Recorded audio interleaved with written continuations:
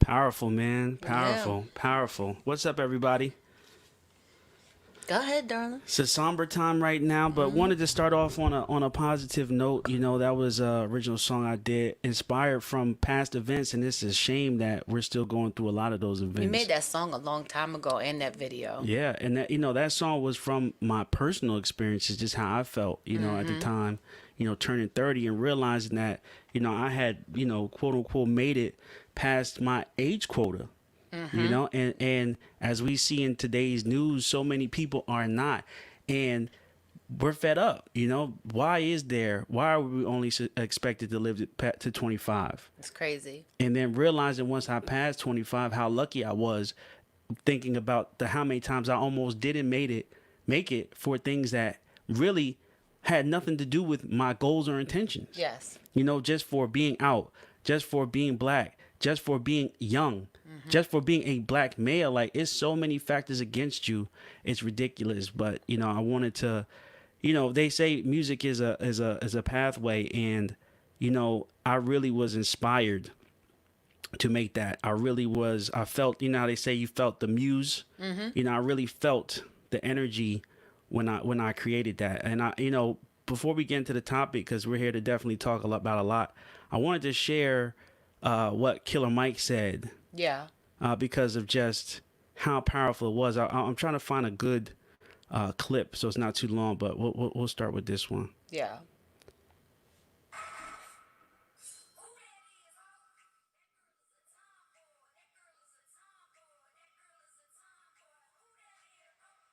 After the commercial.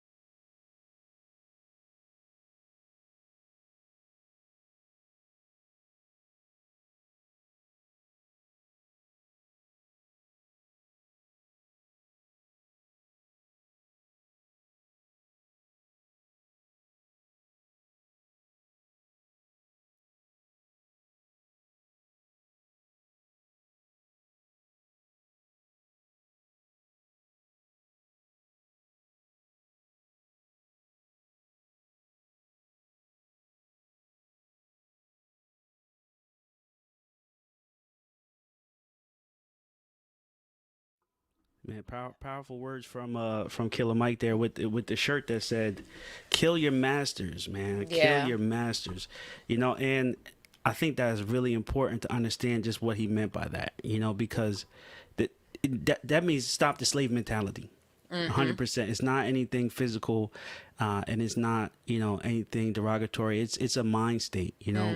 We have been living in I want to say a brainwashed mentality for, I want to say, decades, and it's time to stop. Centuries. It's Centuries. time to stop. It's time to push forward thinking, and Killer Mike has 100% emerged as the leader we were talking about the other day. Just saying, not seeing a lot of black leaders. He's one person who stepped Oh, up. he's at the forefront. Yeah, in every scenario situation he's in, he speaks, truthfully, and he speaks honestly, and he speaks, justly, based on facts and based on evidence. Yeah, absolutely. Mm-hmm. So for everybody, welcome. This is the wedding edition. That's awesome. My fiance, I'm Little Miss Entertainment. I hope that you guys really just it's a little different than what we normally speak about, but Awesome and myself always, whenever these topics come up, as you saw that video that Awesome made, that song 25, which is my favorite song. I think it's his hit. I think that it doesn't get enough recognition. We speak about this. We are both very passionate about our community. We are unapologetically Black. Also went to HBCU. I have a very diverse and strong family unit that has just enrooted me in loving my background and my culture and my community. And we both are boots on the ground. I volunteer. Awesome is very outspoken when it comes to a lot of these topics within his music. And it's sad that we still got to keep coming on here and speaking about it. We don't just go by and a lot of content creators will just stick to their path of, this is the wedding edition and they'll just have a topic about weddings. We speak about this when this happens to our community and within our community, and we stop and we use our platform very responsibly.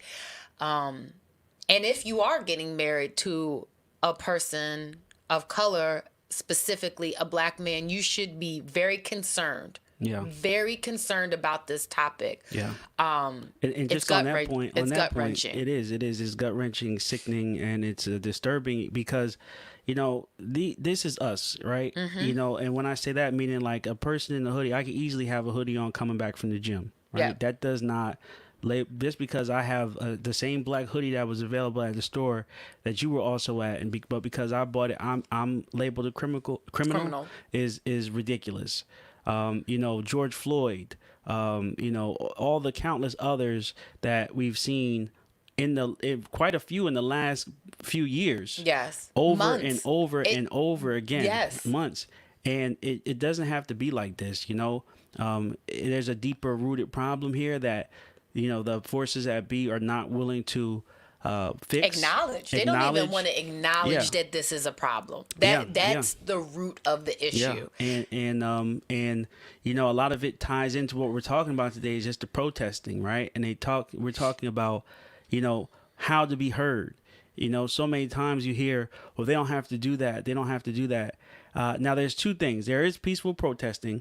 And then there's, the right to assembly and getting your voice out by, coming at those who are in power and letting them know that you want change, right? Yeah. But then there's when the diplomat, I can't even say it now, but the I can't say Diplomacy? it. Diplomacy, sorry. It's okay. See, diplomacy that's why ends. you have a wife. No, that's not why you have a wife. When diplomacy ends, anger still rise, and you see the unpeaceful protests. But right now. But can I just stop you right there because it's something I want to speak about. Just maybe I want to say 3 or 4 weeks ago, I can't remember. When white people were protesting opening this country back up and had AK-47s at the Capitol buildings of their states, at their mayors, at City Hall, that to me is way more threatening than Black people with their signs. Of course. It is of course. At an unfair advantage wrong, right? Like if we were walking down the street as Black people with guns, even with the right to bear arms, that would turn into straight on war. Of course. We're marching with signs and still getting beat the shit out of. But we're being dismissed too. The peaceful if somebody protesting stands on the Capitol steps with a Confederate flag and their gun, it's all good. Yeah. We have to wake up to these issues. Yeah.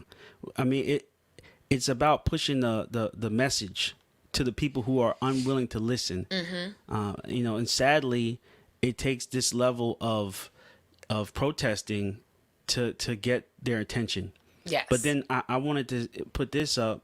You know, what we're seeing here with the George Floyd protests is not Black Lives Matter people protesting. There are countless footage of people that are not black, it's shady Shadingtons who are out not here. black, and who are not a part of the protesting, and who are not on the side of George Floyd, who have come out to just destroy, spray paint BLM on the Starbucks, and then run back into the anonymous crowd.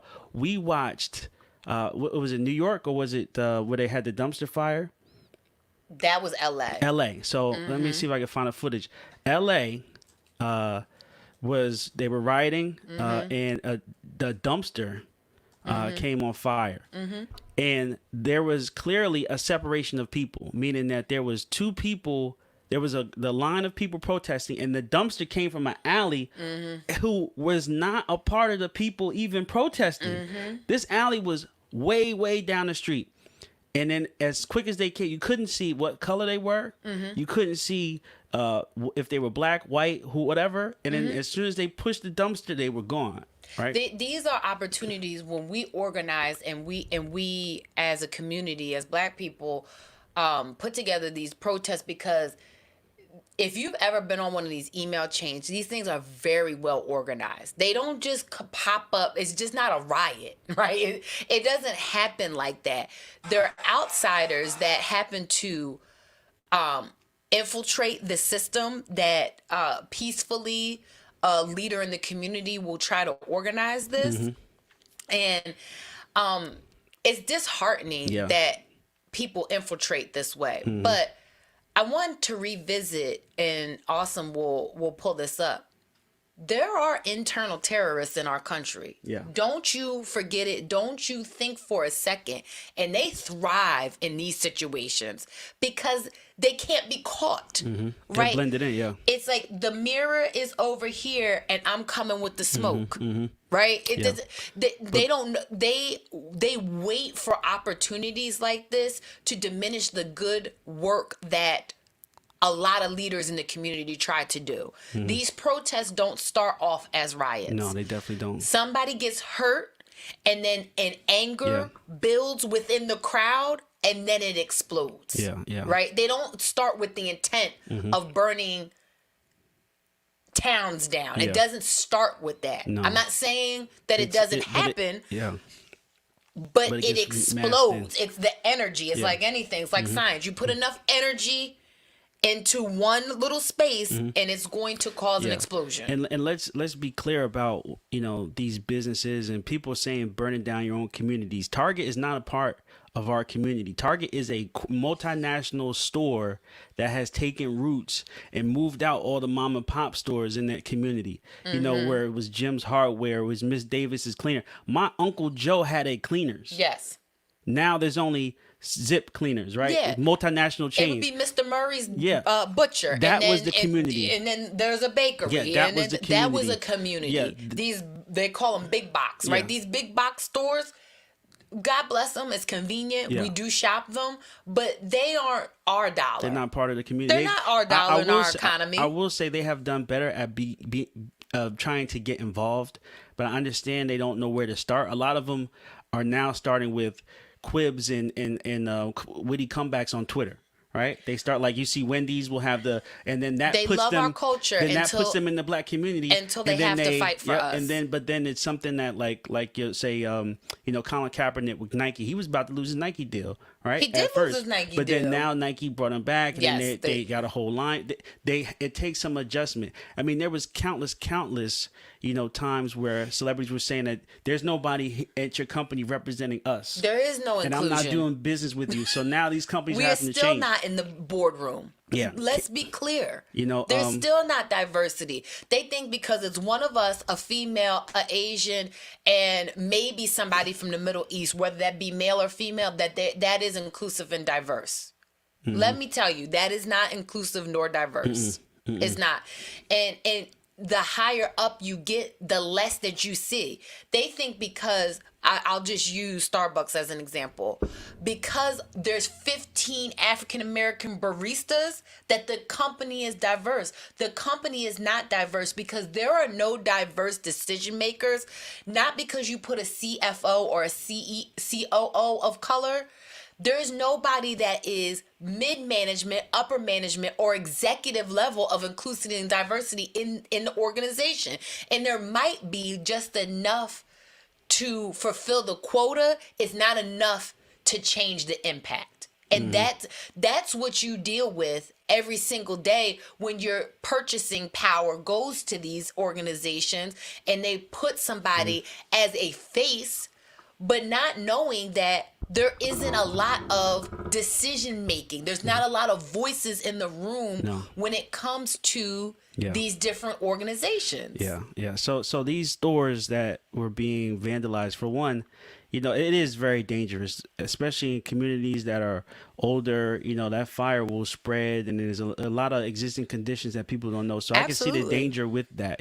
But unfortunately, there's people who, like Killer Mike said, and that's why I wanted to play that, because he said we have to plan, right? Yes. Organize and strategize, that goes back to our other conversation about leaders. There was, starting from, the Martin Luther Kings to at one point, and I know a lot of people have different feelings about, Reggie Jackson and just the other people who were leaders, Al Sharpton, Jesse Jackson. Yeah, Jesse Jackson. And there was so many people that, well, those guys were there.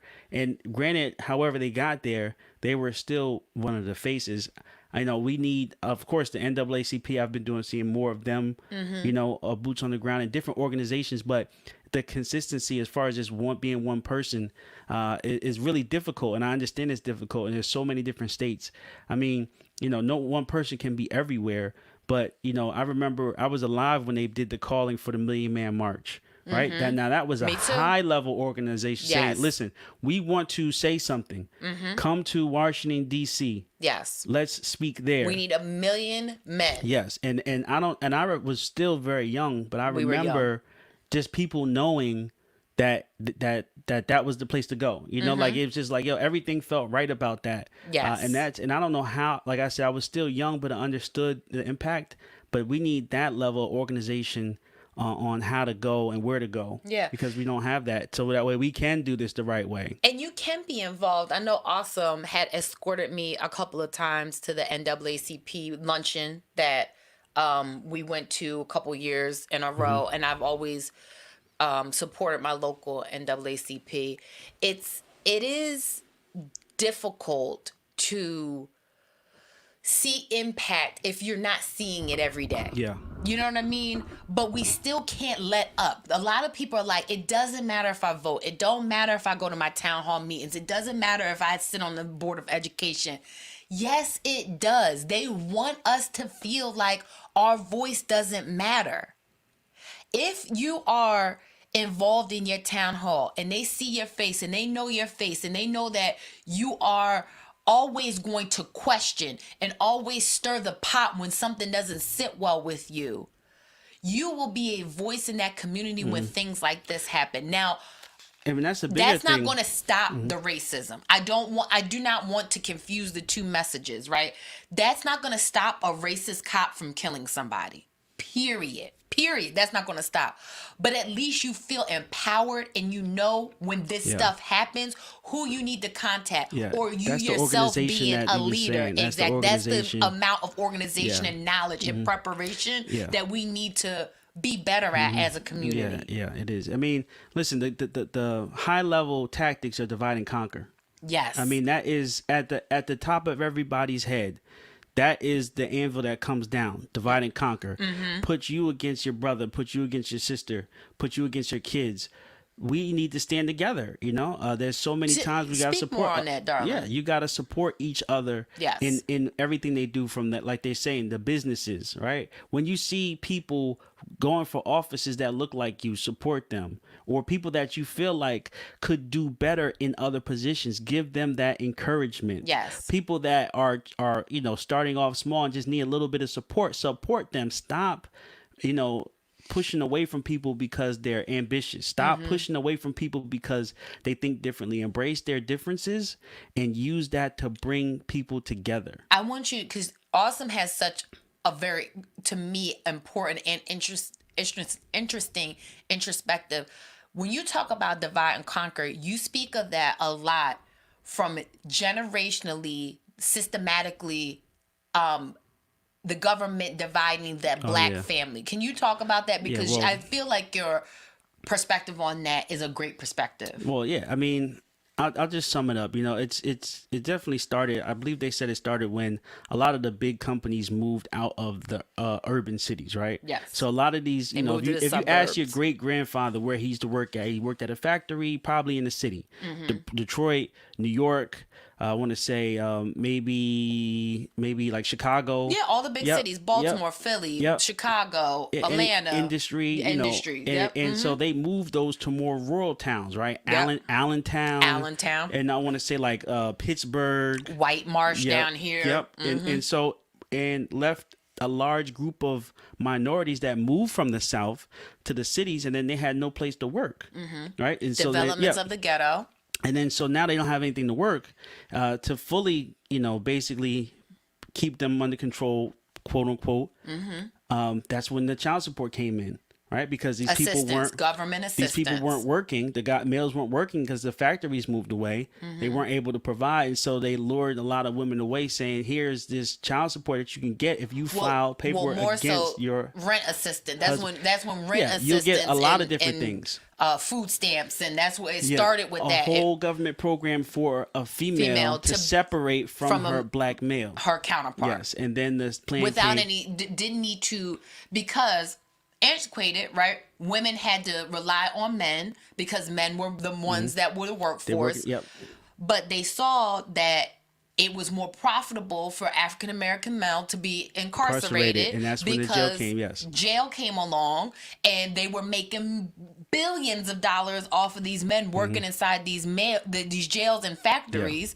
So they said, you know what we're gonna do? We're going to entice women to not want to have this family unit, and we'll give them rent assistance. We'll give them we'll send them to school. We'll give them food stamps. Therefore, they took the male. And that's divide and conquer. They took the male out the equation. They divided the family, and we had generations. This is probably fifth generation of women saying, "I don't need anybody because I can do it by myself." Because I can go to the office downtown and get everything I need overnight. Yes. You know, and to the point where, you know, it is tough to compete with that. I mean, you know, people are still going to college, but at a lower rate. You know, when you say people, ratio, what are you talking about? I'm talking about just black people in general, men and women. Well, you always see this is and the that's thing. what I was getting into. Okay. The ratio of when I was in college as a black man at a male and female college was 1 to 25. Right, so one black male to 25 women.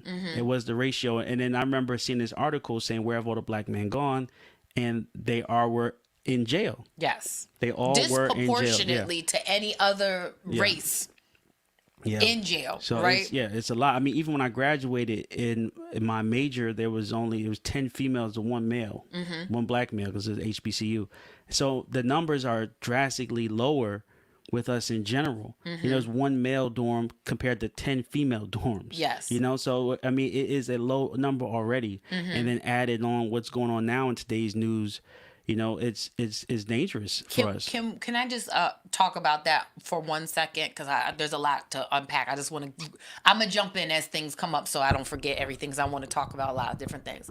There was a meme that went around, and Austin knows my feelings about this, but it really sunk in because I've had a lot of different things go on my personal Facebook page that have been outraging me. But I'm going to talk about this. The girl had tweeted or wrote, it was a meme or whatever, it was a tweet that was recirculated, and it said, "Black men, please remember this moment right now. The way that black women fight for you guys on the front line, when this simmers down, please give them the respect that's due, because they are the ones that always fight for you. Unlike any other race. Any other race that a man wants to be with, black women will always fight for black men and be on the front lines with them. How do you feel about that?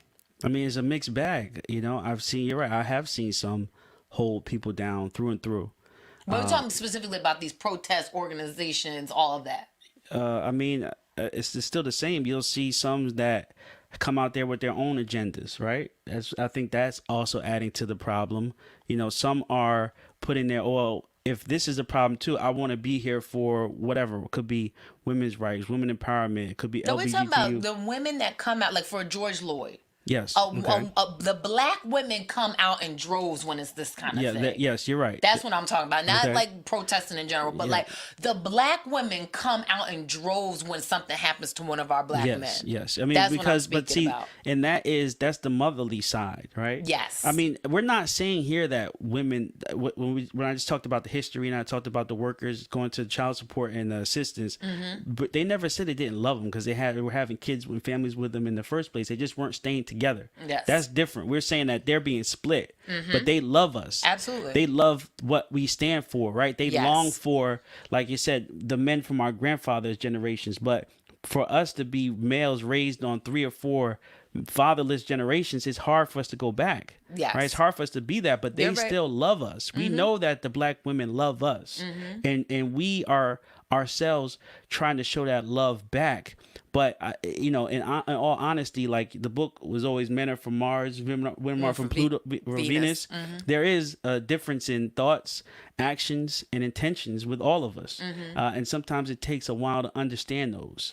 But I think what that means, and I'll very forefrontly ask you, black men dating outside of another race, right? Right now, we're talking about this moment right now. I'm not talking about in general. We're talking about this moment right now. You took it. If somebody was dating a white woman, could they possibly still understand what could they're they going through? possibly still understand what's going on with that man right now?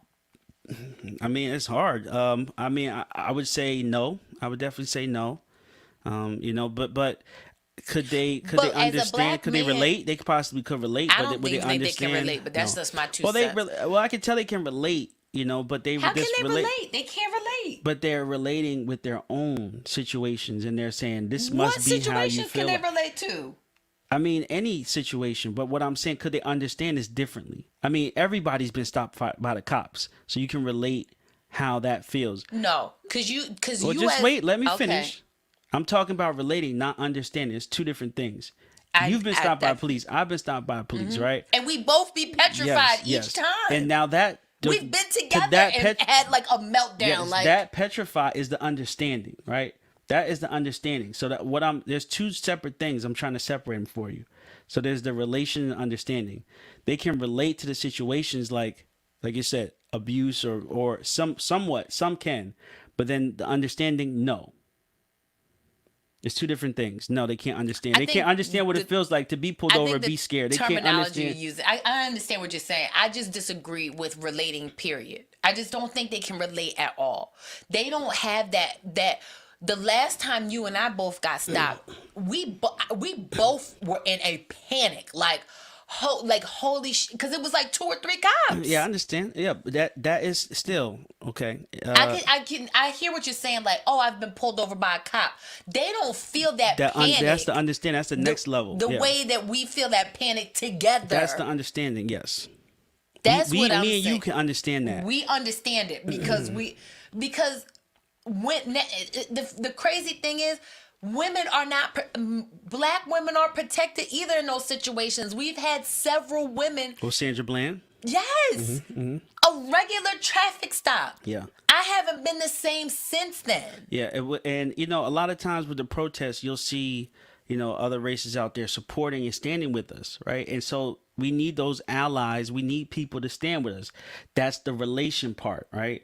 They understand that this is an injustice, right? I can but better what they say is understand they that. put it in Yes. their own context. Like, you know, Karen, they like they say, can't- they Karen might can't be do out there, that. but that is what happens. Karen might be out there because, you know, like I said, she was forced to wear her mask, right? That was injustice to her.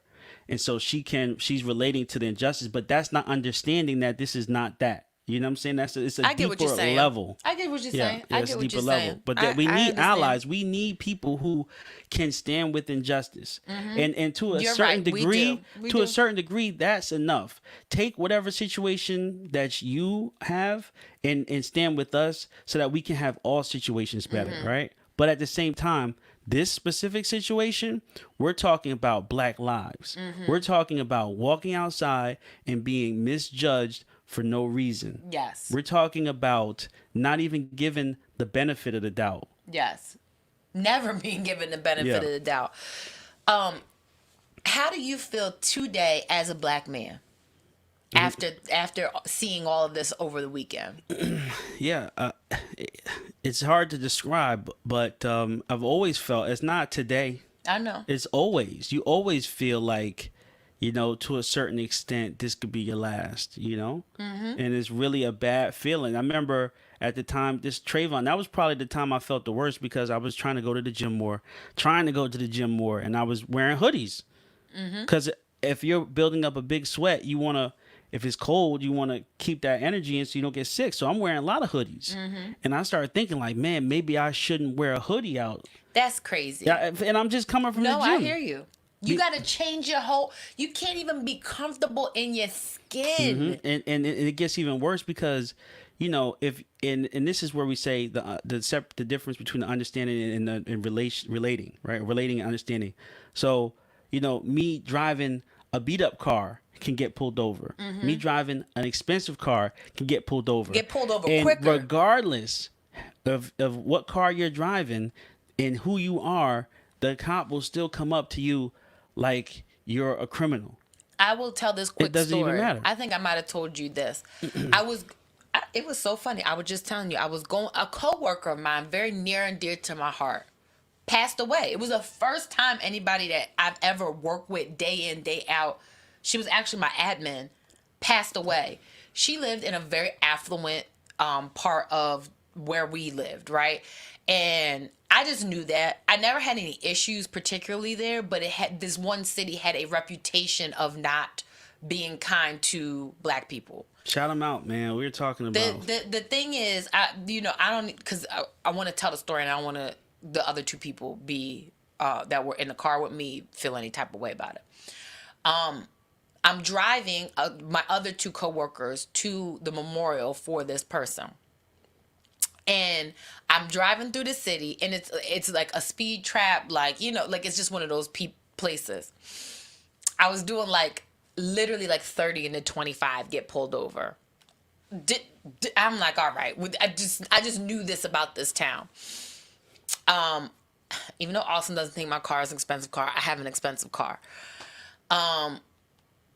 Cop knocks aggressively on the window. License, registration, what are you doing here? Who are you going to see? Where are you coming from? Literally. So it's one black, one white person in the car with me.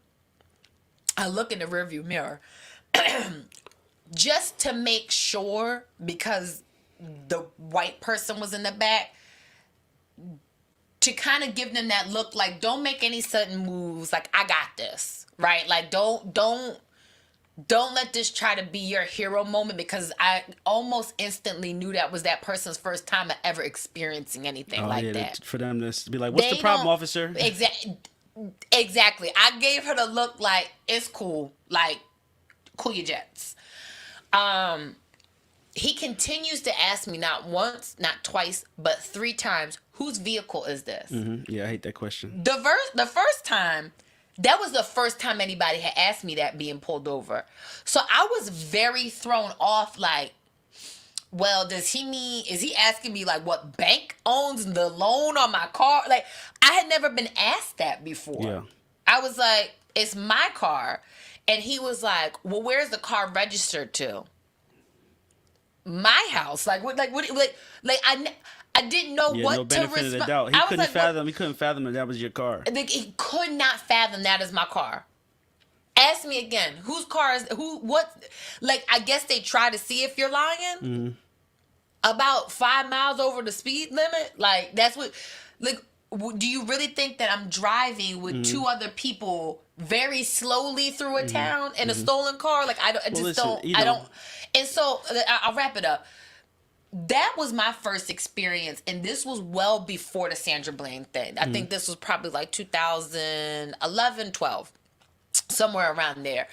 And I was just like so mortified because these were my employees that were with me.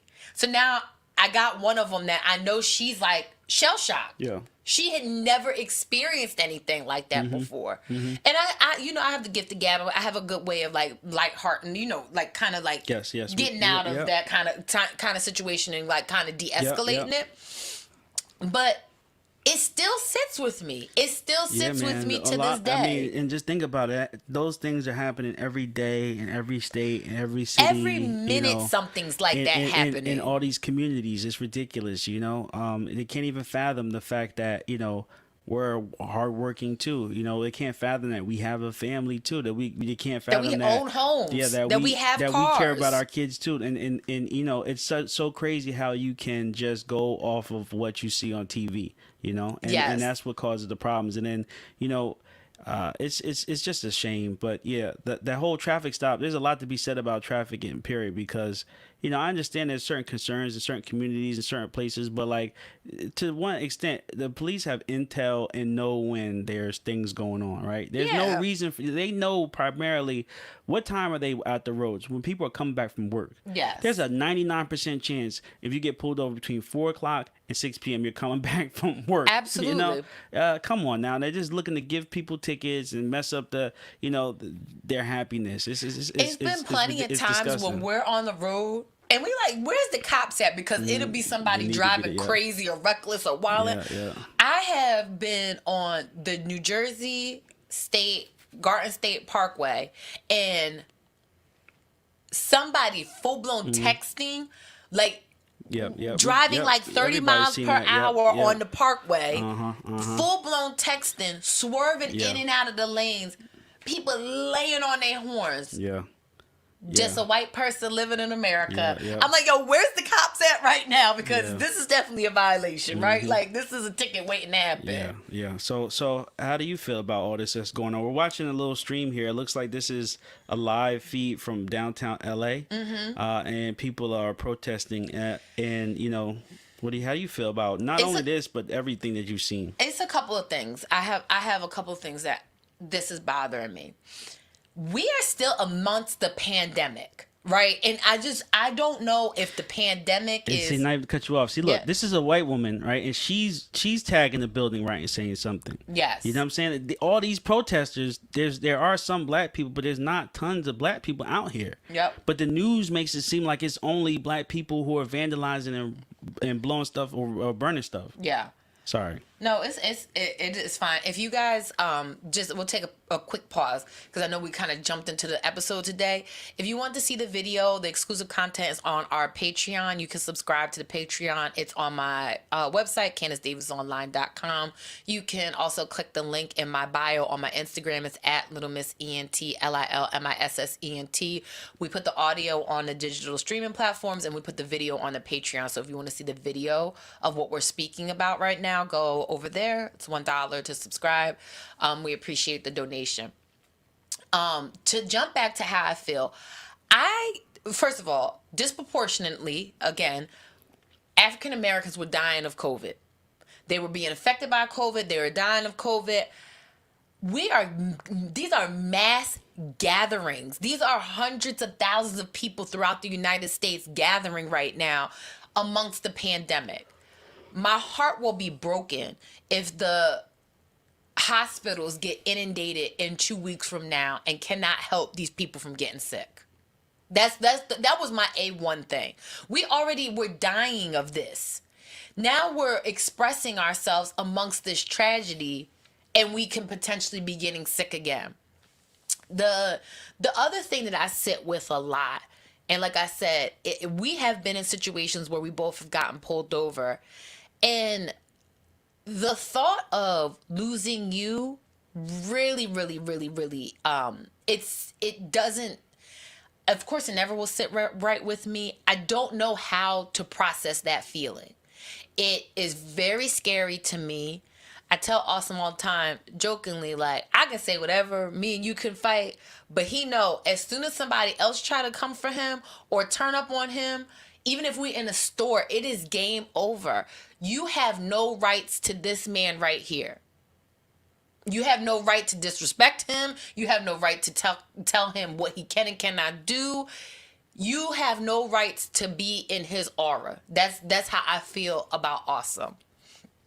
It is a lot of sleepless nights. You know, Awesome at some points will be like, turn the news off before this happened, but he'll be like, just turn the news off because it's too much, right? He knows I can't. Anybody that knows me, I could sit and watch the news all day long. Not that I'm a full believer in the message that they deliver, because there's always a spin. You want to see what's going on. I just want to see what's going on. They at least are feeding us the live footage. That's exactly what it is. I need to see it with my eyes so I can make my assessment. However, Fox versus CNN, how they report it, it's always their perspective. But I just need to see this. What we're looking at right now, I need to see it so I can know and see that woman was writing on that window and she was not a person of color. She was not a part of When the the story gets protesters. told. She was the rioters. Yeah. Exactly. And they were saying that a lot of that is different. Yeah. Yes. Well, thank you for that, sweetheart. You know, because it is important for people to hear that, like you said, that people do still care about us. Because some people don't think that. Like some guys out here, you know, and sometimes the message can be, misinterpreted, but sometimes it could be clear. Like there was a lot of times where black women were openly not supporting black men. It very much at so. all because and it was bothering because me of a lot. past relationships, because of Yes. and listen, everybody's had past relations. I've had bad relationships with women. I can understand you having bad relationships with men, but you have to, of course you learn from those mistakes. You can't forget those mistakes, but you can move on because, and this is what I started to understand as I got older about hate. That hate will consume you, right? If I hate past people I was in a relationship with, I will be stuck at those past relationships. You better tell them. And then go into blocking your own blessing. But why does that happen is because people don't give themselves time to heal.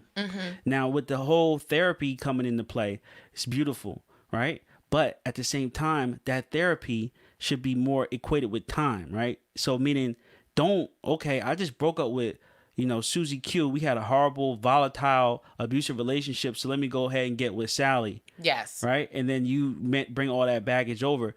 You need to take a year or 2-year break between Susie and Sally just to get your therapy. Whatever the trauma was, to deal with whatever that trauma was. Yes. And be better. I like I said, I went through a lot before my relationship with Lil Miss and gave myself time to break. And I didn't come from one relationship to the next. I just gave myself time, focused on myself in between, found out what I felt was wrong and tried to get better. Yeah.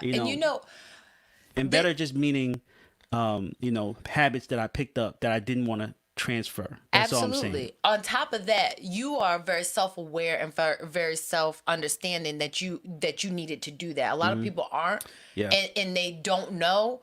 But we don't do a good job of allowing black men to express their hurt or express their trauma or express that they need help.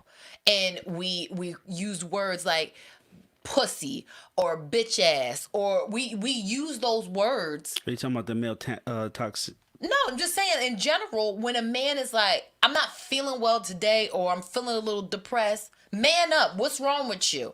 No. Oh, that's pretty standard. That, and then they don't understand why these men have these deep-rooted, narcissistic, traumatic, just violent temperaments. They don't understand that because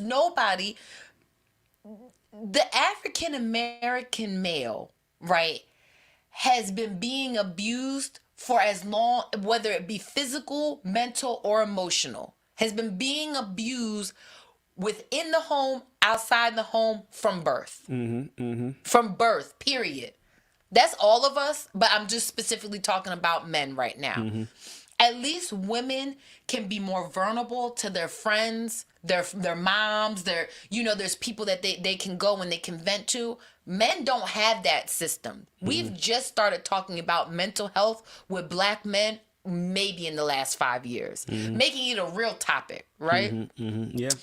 And so there's been many people and examples of men that have dealt with a lot of trauma that still don't deal with their trauma, and it comes out in their current relationship. And then the woman absorbs all of that energy and becomes very resentful. Yeah, it's definitely a give and take on the energy, and that's, I'm glad a lot of the conversation nowadays have turned into energy. Like, what type of energy you're giving Yes. off? I'm not feeling the energy, because it's important, and people, I don't think, realize that their energy was Oh, off the in the transfer first of place. energy is very Yeah, it's real. real. But It's very real. Yeah, we all got to do better, but we can't do better without each other. Absolutely. And listening is always a key thing, and then listening to yourself is also a key. Just saying, everybody's so gun ho, and honestly, one of my problems was just not going nonstop. And to the point where you get into a habitual routine on the weekends, and you're not doing your self care.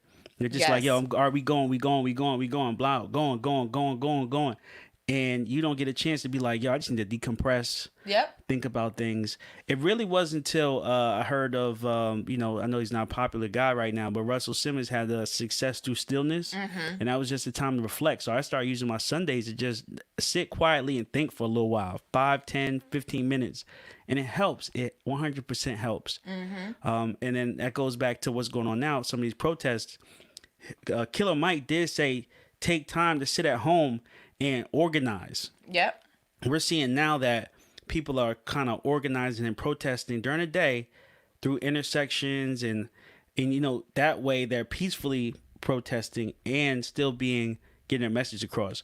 We were driving the other day and we came across a protest, and it was all over the place, right? There's a woman dancing on the corner. There's a woman with a sign. There's other people, and it just wasn't the right way. Now, I don't know the right way, but I know that organization is key. Yeah. If you're trying to get your message across to a larger group, I would just say, like how they're doing here, they're blocking intersection peacefully. Yes. And you have to make a statement without being destructive. I do believe that.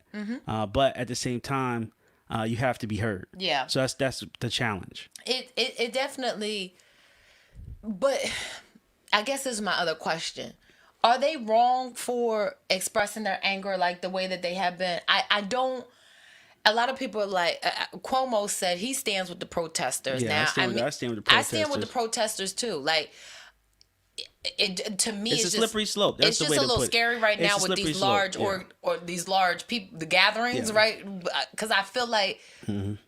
I understand we're making a statement, we're making a stance. I just don't want us to kill ourselves even more. Yeah. Right? Like, we got a silent killer out here right now. The night, let me see if I can find some footage from the night. Yeah. The night was tough, man. There was a lot of stuff going on at the night. And I want to also just shout out, I can't, maybe, I think it's Sac Lux in Atlanta. There are two girls that I follow on Instagram. I think they're sisters. I'm pretty sure they're sisters.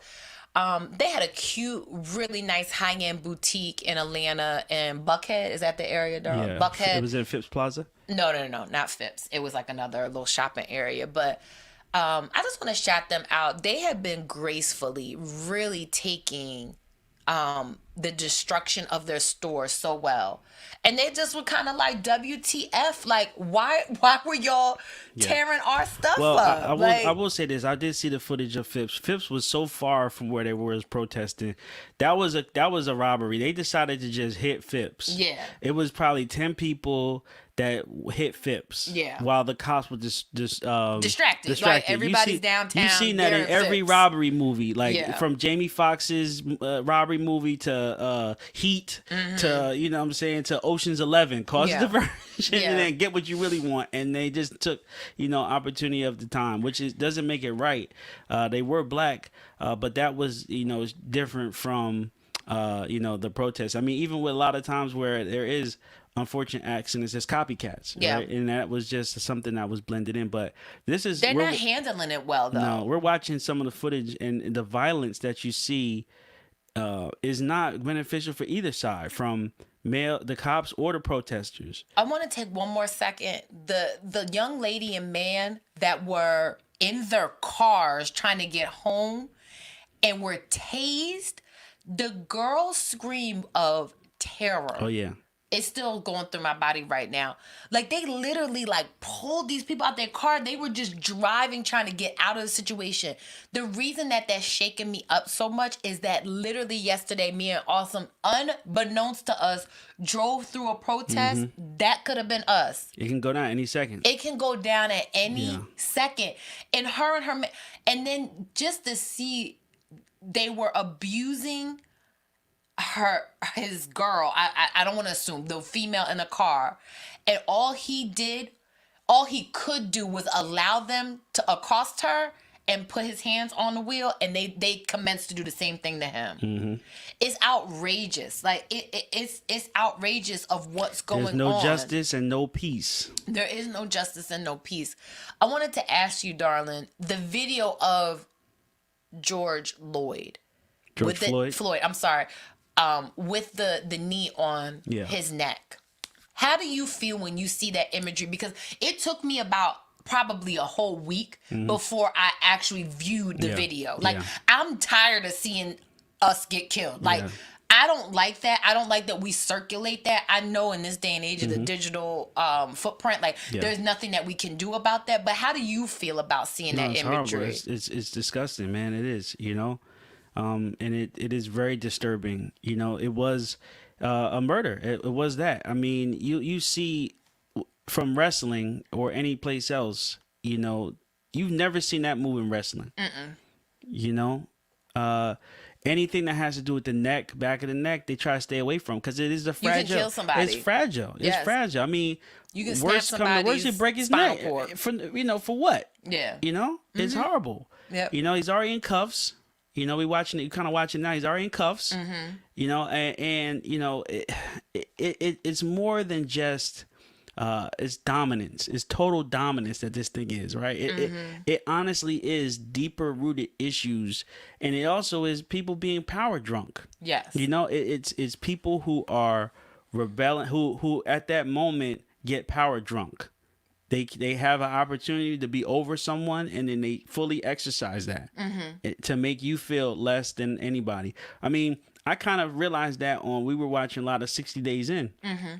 And if you guys don't know, 60 Days In was a show where at first people who were fans of the show could come on the show. Yep. And a couple of guys that came on the show were corrections officers themselves.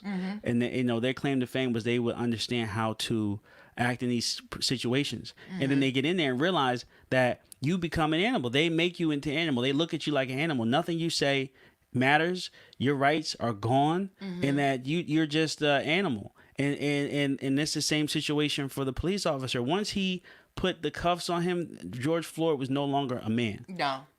And he treated him as such. Was a criminal. He was the judge, juror, and executioner at that moment. Yes. And his frustrations, whatever it may be, announced to us, he took them out in that situation. Yes. To exercise full authority over him in a way that man could not defend himself or fight back. And it was disgusting.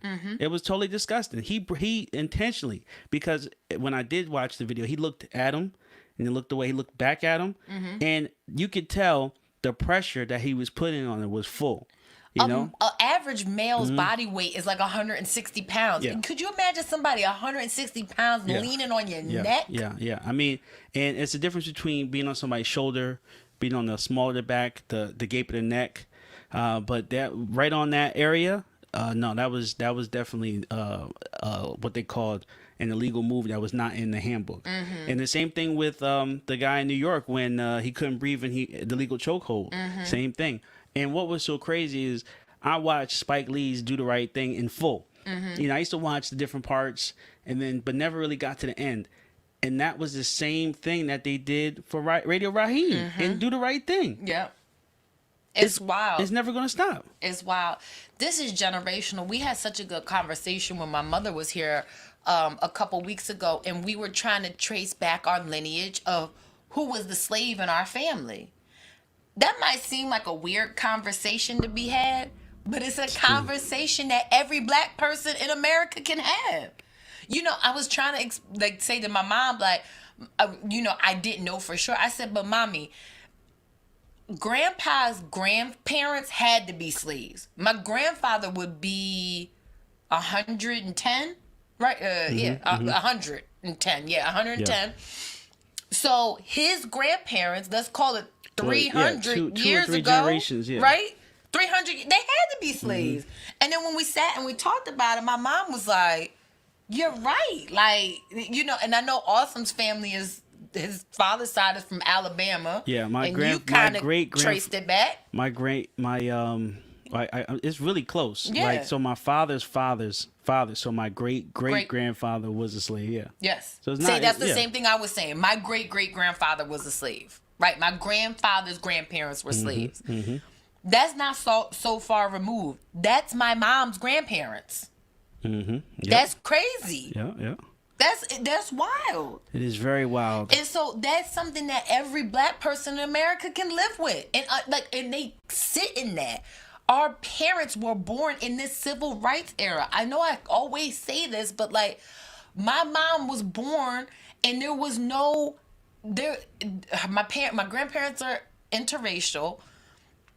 They weren't legally allowed to be together. When my mom's mom was born, there was no women's rights to vote. There was, I think, when my oldest aunt was born, black men still couldn't vote. That's wild.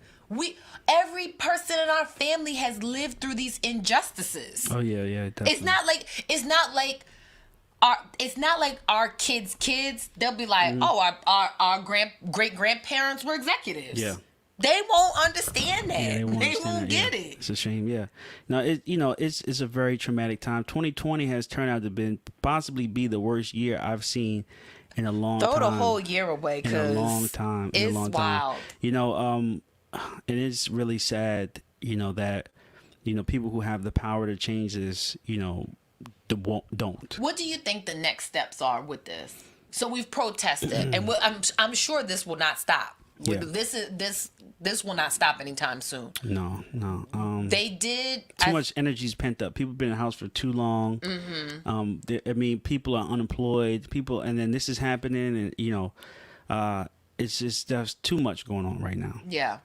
I think the next steps are, quite honestly, and don't get me wrong, this next presidential election might quite honestly be the worst that I've seen in my voting right? My voting age, right? The year I turned 18 was the first time I could vote. It was an election year. That was Bush and yeah, but I mean, I forget. As far as the future, though, I mean, it's hard to tell, but I can definitely say that until someone really steps up for this, it's going to happen again. Which is sad. We don't want it to happen again, but it's going to happen again. But what do you think needs to change?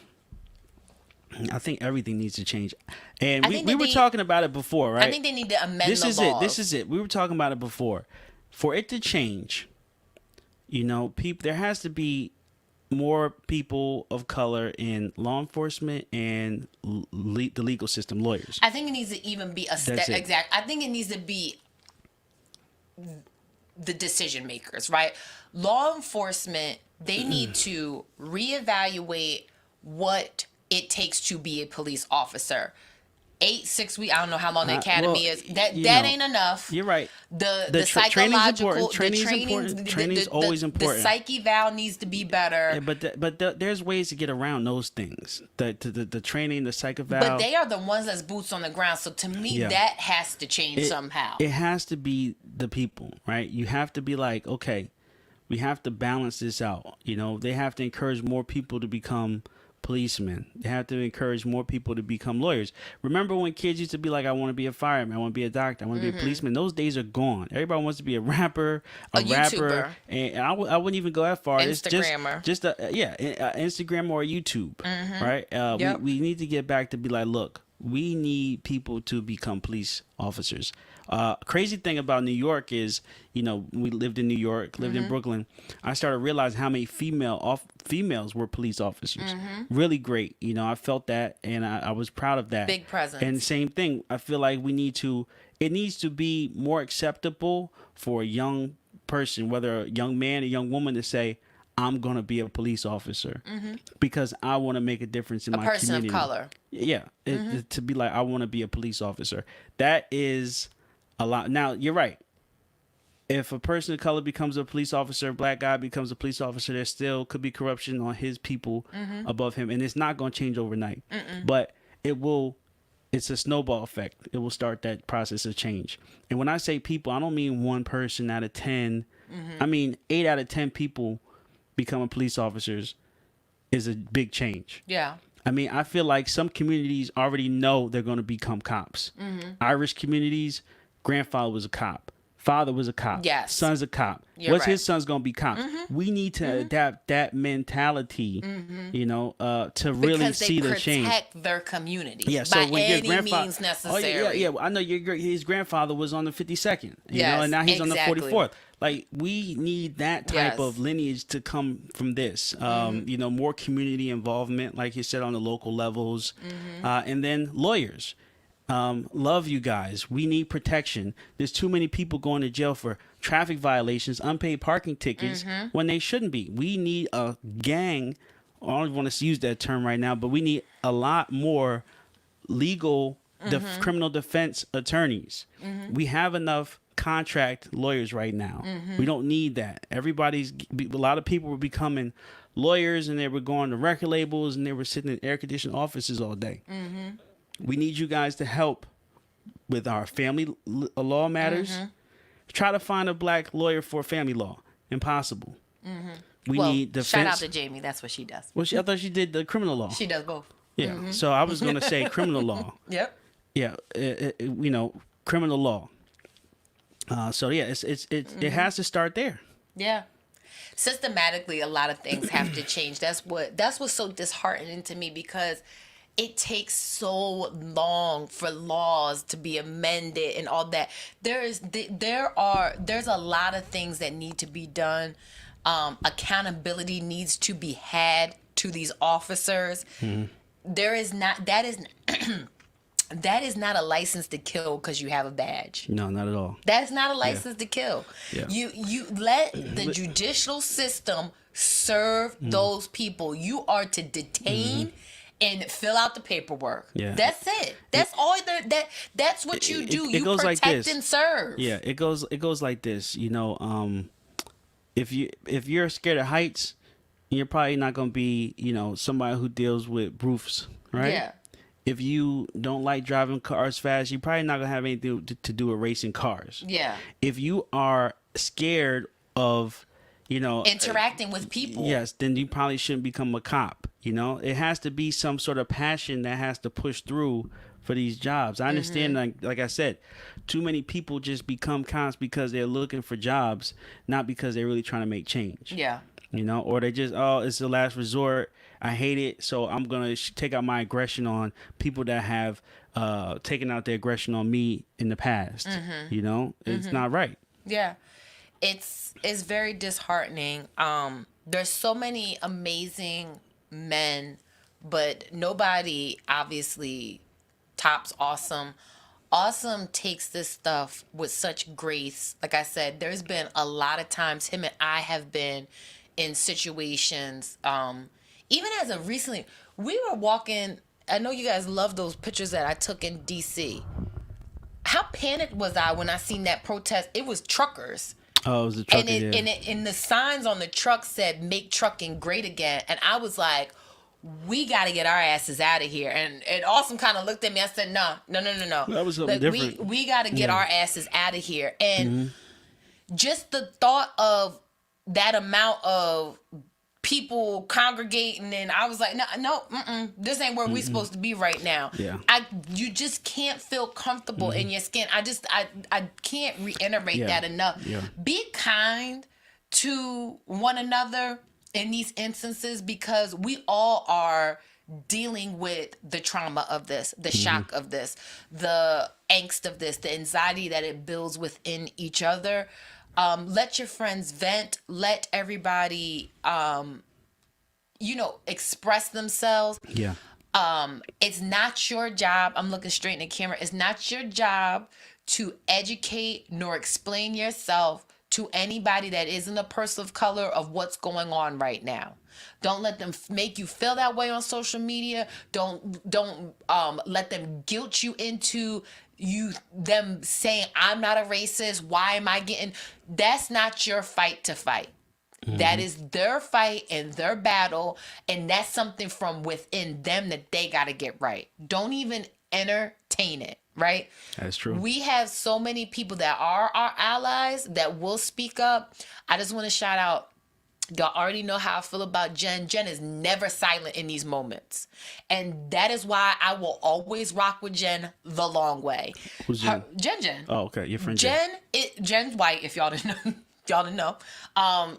Jen's never silent in these moments. Never, ever, ever. Jen's family is never silent in these moments. They have always loved me through and through. They are the most amazing people. And that is why Jen is one of my best friends. I will just say it's a whole lot of y'all on that Facebook page right now that are dead silent and don't think that I am not keeping track. Period. Don't antagonize me. I've had people try to antagonize me in private about certain things of race, and I have kindly told them that I'm not having that conversation with you because simply you would never understand. Yeah. And that's it. It's not your fight. It's not your battle. Don't try to be the person to try to educate somebody that their whole lineage has never educated them on this, right? It just isn't we're dealing with enough within that we have to make sure that ourselves are okay and we can get up every day and continue to live and be productive human beings. It's not our fight. The greatest quote, one of the greatest quotes I heard was, be careful when you argue with fools because people from a distance cannot tell the who difference. is who. They can't tell the difference. So be careful. Be careful. And that's kind of, that's all I kind of had. I'm sure this will be it's a lot of conversation. And people are going to be talking about this for a while, and we can go on about this topic for a long time. I want to just say, protect our black men by any cost, and by any means necessary. Protect our black men. They ain't perfect. We ain't perfect.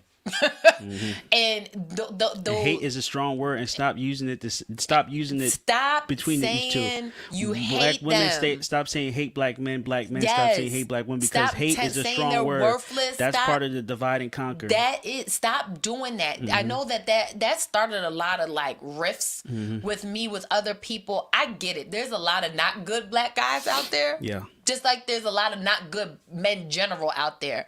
But you cannot let a few mistakes that kind of hurt your heart of an immature human being, that you've probably done some very similar things in a maturing relationship, taint everything that you put in the world. All the inundation of the memes. Don't let that block your blessings from your But don't future put that things. Messaging out there. I feel I've had to tell a lot of people stop putting those memes about the one that the black man and it was the green frog, and the green frog was dressed like a woman, and it was a bag of trash and it was labeled black man. Don't feed into that. Don't feed into that, because you might have experienced a bad boyfriend. There's another billion black men in the world that we have to continue to protect. And you might not know when you're gonna birth a black man. So true. don't do that. Don't continue to perpetuate that imagery on social media or just in the world that we don't care. We care about them. We do care about them. It's just one of those things that stick with me. I always try to call people out on it when I see it. Some people think it's funny. I don't find it funny. I never entertain it. It's just something that it's one of those sticking points with me. But I love you. I will always ride with you, even in a panic when we're getting pulled over and I think that both of us might die. It's not that ride or die syndrome because you're not doing anything illegal. It's death do us part. And that's the difference, right? That's what makes us work. That's what makes this going to be an amazing marriage, because Awesome is an amazing person, no pun intended. And I would literally die for him. If he needed a kidney, I got the kidney.